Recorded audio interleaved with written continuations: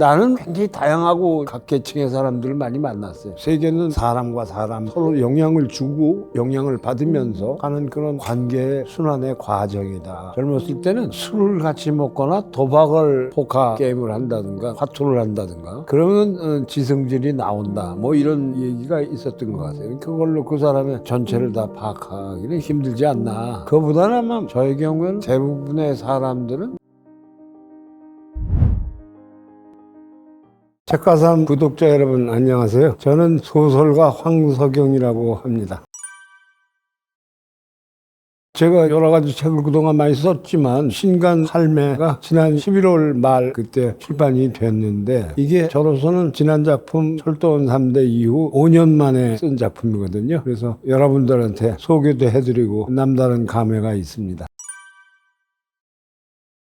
경험을 하려고 그 찾아다닌 거는 아니고 어떻게 우연히 살다 보니까 운이 좋았는지 나빴는지 항상 그런 경우에 이제 처하게 되고 그리고 사실 우리가 서사가 많은 나라였고 그동안 왜냐하면 우여곡절이 많았으니까 우리나라 현대사가 그러니까 저뿐만 아니라 아마 내 나이 또래에서부터 한 70, 80, 60대까지 한국 사람들이 아마 나처럼 많이 겪은 사람이야 물론 없겠지만 비슷하게 동시대를 겪은 사람들이 많이 있을 거예요. 되게 우리나라 남녀가 전부 노인네들이 술 한잔 먹으면 야 내 얘기를 한번 써봐라 뭐 소설로 뭐 수십 권이 나온다 이러고 이제 푸념을 하잖아요. 그러니까 그 정도로 서사가 많은 나라인 것이 틀림없고 저의 경우에는 또 북에도 갔었고 그러고 나서 못 들어오니까 망명도 하고 국내에서 겪은 것뿐만 아니라 해외나 남들이 경험할 수 없었던 그런 서사들도 저한테 있는 거고 또 전쟁을 2번씩이나 겪잖아요. 한국전쟁도 겪지만 또 거서는 징집당해서 군대 나가서 베트남 전쟁에도 가고 다른 사람들이 겪지 못한 것들을 많이 겪었죠. 그런데 그 전에 내가 오에 겐사부로 선생 저보다 8년 선배인데 일본 작가 노벨상 받은 작가죠. 그 양반 만났을 때 대담을 하는데 그 양반이 나보고 그래 나는 서사가 많은 나라에 태어난 황세영 작가가 부럽다 이렇게 얘기를 해서 내가 속으로는 뭐 일본은 뭐 잘 사는 나라니까 우리가 여러 가지 고통스러운 일을 많이 겪은 나라에 너는 네 나라는 그런 나라 아니냐 이러고 비아냥거리는 게 아닌가 싶어서 약간 기분이 상했었는데 그 양반이 그런 데 비해서 자기는 아이가 지능이 낮은 그런 장애아로 태어나서 그 장애자인 아들을 두 부부가 키우면서 가졌던 마음고생이 많을 거 아니에요. 그렇게 해서 긴장된 그런 반생을 보냈는데 그것이 자기 작가의식을 유지하는 데 큰 도움이 됐다. 고통스러운 순간들이. 그 얘기를 듣고 굉장히 감명을 받았어요. 그러니까 사람이라는 거는 체험의 깊이가 틀려요. 그냥 일상 속에서 가족들 간에 벌어지는 일로서 겪을 수도 있고 큰 전쟁이나 역사적 그런 엄청난 경험을 겪어야만 서사가 풍부해지는 건 아니라고 생각을 합니다. 일상 속에서도 깊이 들어가면 얼마든지 근사한 서사를 우리가 상상할 수가 있고 만들어낼 수가 있다 이렇게 생각을 하거든요. 그 다음에 또 몇 년 지나서 르클레지오라고 프랑스 작가를 또 만나서 대답을 하는데 그 친구도 야 얘기거리 많은 코리아에 태어나서 코리아 작가들을 굉장히 부러워한다. 자기가 그래. 그래서 야 나는 네 자유가 부럽다. 왜냐하면 이게 사실 무슨 표현의 자유 이런 거야 뭐 기본이니까 표현의 자유니 그런 얘기를 하는 게 아니라 말하자면 어떤 소재로든지 쓸 수 있고 나는 어떤 소재나 어떤 얘기든지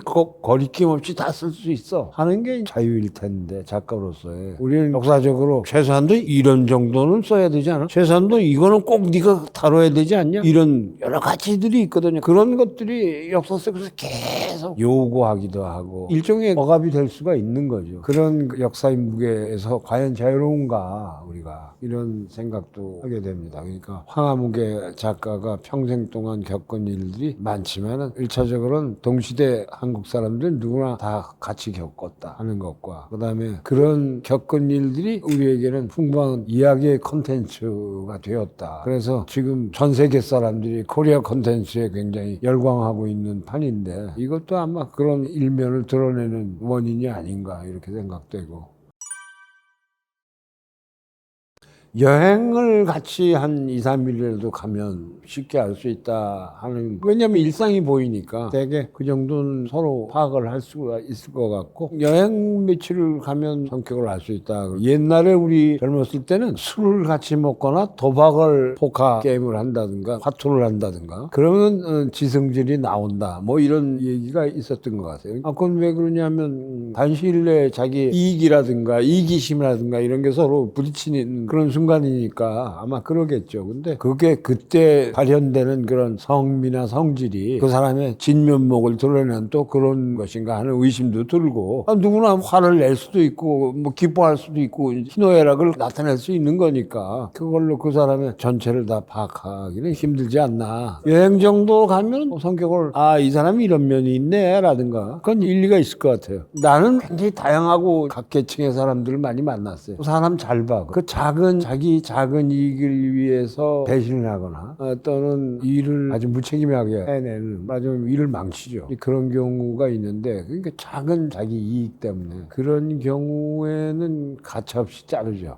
상대하지 않고. 그리고 저의 경우는 한 번 갈라진 친구는 다시는 보지 않습니다. 근데 많지는 않고 일생에 몇 번 있었어요, 그런 경우가. 그리고 대부분의 사람들은 일에 있어서 일을 같이 해보면 되게 우리가 파악을 하게 되는데, 정직하게 같이 힘을 합쳐서 이뤄내야 되는 어떤 일이 있는데 자기 사사로운 이익 때문에 일을 망치거나 방기하거나 또는 속이거나 이런 경우가 있거든요. 근데 그런 경우는 몇 번 충고를 하고 그러다가 안 들면 가차없이 자르는 그런 경우가 있죠. 그런데 그 되게 보면은 우리 경우에는 같은 업종이나 문화 관계자들이 많이 있으니까 어디선가 또 그 일을 하고 있잖아요. 이렇게 해져 갖고. 그러면 옛날에 저질렀던 일을 또 하고 있어요. 그러니까 나중에는 이제 그게 다 알려지게 되지, 서로.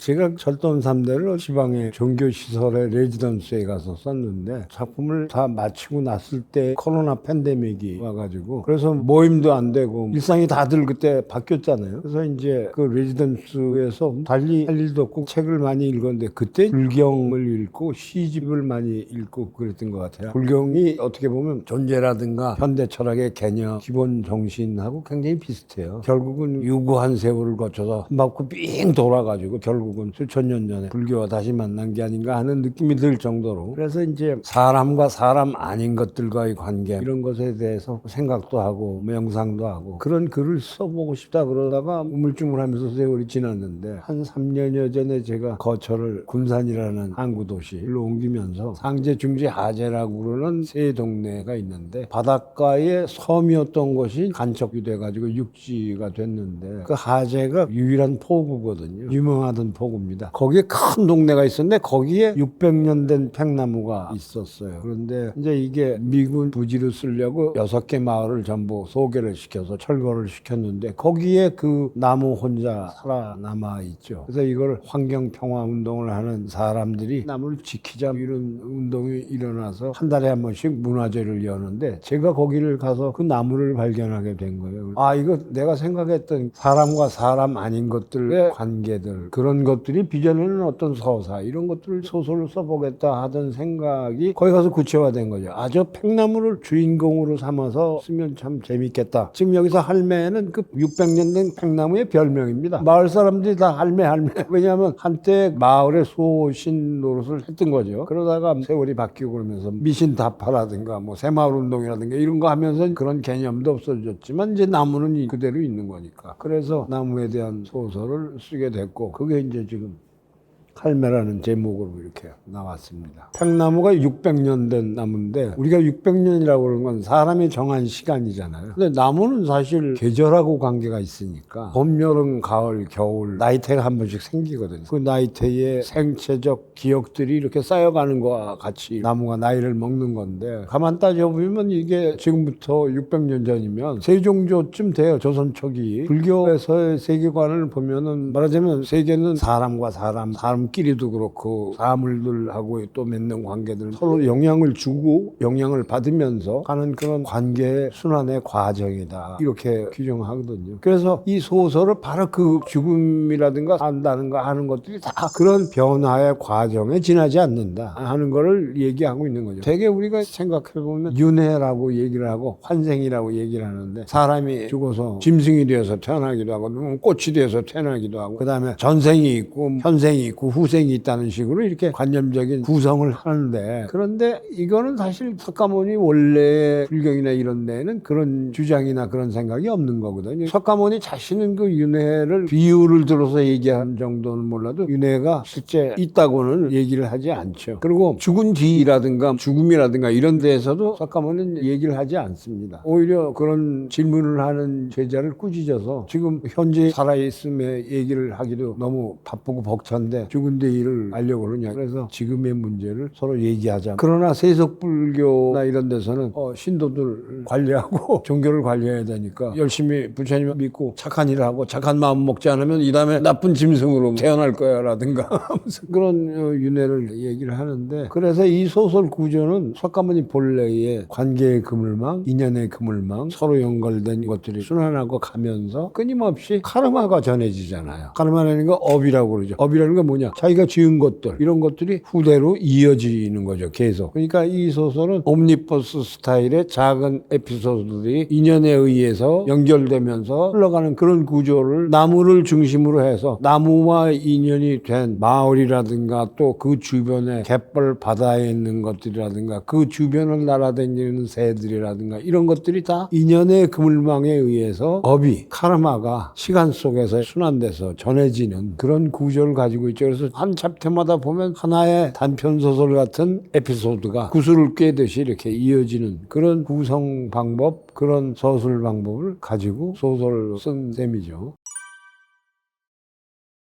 개똥지박이가 이제 겨울철새인데 원래 사는 지역이 극동시베리아 저 북쪽이거든요. 그쪽에서 날아와서 개똥지박이가 대개 팽나무라든가 이런 열매를 가진 큰 나무들의 씨앗을 많이 퍼뜨립니다. 열매를 먹고 배설을 하니까. 그래서 개똥지박이에서 이 이야기가 시작되죠. 팽나무가 자라된 그 장소에서 천적에 의해서 습격당한 다음에 죽잖아요. 뱃속에 이제 팽나무 씨앗이 들어있어서 그것이 땅속으로 들어가고 거기서 이제 팽나무가 자라서 이 소설의 서사가 시작이 되죠. 그 다음에 주인공은 팽나무로 옮겨갔다가 팽나무가 나올 무렵에 그 섬 근처로 오게 된 어떤 승려의 이야기를 통해서 사람과 나무의 관계가 시작되고 그리고 이제 그도 또 나이 먹고 그래서 죽어서 갯벌에서 사라지면 그 유기물들을 칠개가 먹고 그 칠개를 도요새가 또 잡아먹어서 그렇게 해서 그런 인연으로 도요새의 얘기로 또 넘어갔다가 도요새가 죽으면 그것이 이제 바다에 있는 조개들이 또 이렇게 먹고 그 조개의 생합을 300년이 됐을 때 바로 그 지역에 마을이 생겨나기 시작했으니까 마을 사람들이 갯벌에 나와서 그 조개를 또 캐서 그러면서 이게 이야기가 이어지면서 관계가 계속 카르마가 이어지는 나무가 고스란히 그걸 옆에서 함께 겪기도 하고 지켜보면서 시간을 보내고 있는데 지금도 진행 중인 상태에서 그런 소설이죠. 이거는 역사를 읽는 게 아니라 바로 그런 관계의 순환들을 우리가 이렇게 되짚어보는 그런 식으로 말하자면 이 소설을 대했으면 좋겠다 하는 생각입니다. 좀 길게 썼지만 한편의 시를 읽듯이 장면 장면을 생각하면서 즐기면서 읽으면 좋을 것 같아요. 근대로 넘어오면서 맨 마지막에 새만금 갯벌을 개발하고 농토를 바꾸겠다는 미명하에 여러 가지 정치적 목적을 가지고 갯벌을 간척을 하는데 어마어마한 폭력이거든요. 자연에 대한 폭력이고 그다음에 해변에서 수백 년 동안 그런 삶을 지속해오던 농어민들에 대한 폭거이기도 하고 엄청난 환란 이런 것들이 나오면서 환경운동가 몇몇 캐릭터들이 나오고 그러면서 이 소설이 중간에서 철거된 마을에 나무가 이렇게 있는 그런 장면에서 딱